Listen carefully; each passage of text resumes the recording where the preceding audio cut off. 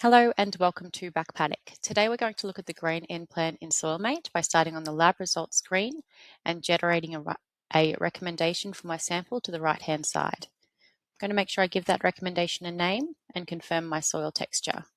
Click through. Now I've already entered an evaluation table into the order for this sample, so it's pre-selected here. You can select or change your location and ensure that you select the correct soil type. Click through. Now this screen here is our main data entry point for the grain N plan. So there are some things we need to look out for here. We need to ensure that our sample date, planting date and harvest date are accurate and adjust if we need to. We need to update our target yields and target protein. You can type in those cells. Now if your low and high keep changing, it may be that your yield variance is turned on, and in that case you can just adjust the middle expected and it will adjust the low and the high, or disable the yield variance by turning that off to make your own adjustments. If you're sampling in crop, you can use this in crop N button here and select the growth stage that you're sampling at. You can also see here the NTE is your nitrogen transfer efficiency, which you can adjust. The default is set to 53.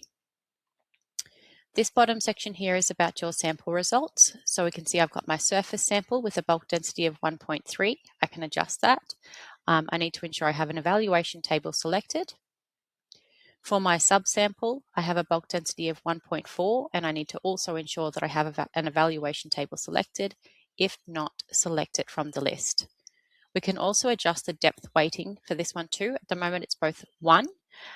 If there are constraints in the plant accessing that nitrogen, you can adjust the depth rating down as required. Click through. You can enter any past paddock crop history here for rotation credits and any manure history in this section here. Click through.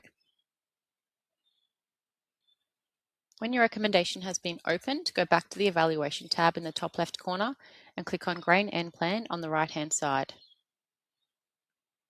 We can see the inputs that we've already entered. You can check those and make any adjustments here on the fly.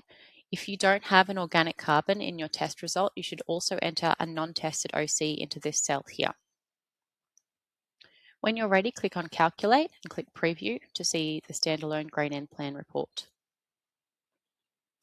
On this section here, we have details for the following 3 yield and protein targets. So I've got a low expected and high yield with the same protein variance across the 3.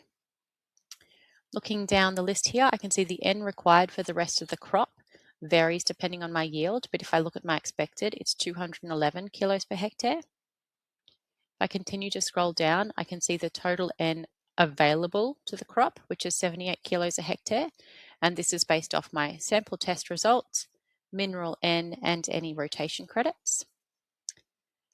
Calculating these together, I can see that my recommended nitrogen rate for the 3 different yields is down below in bold. So my expected recommended nitrogen rate is 132 kilos a hectare.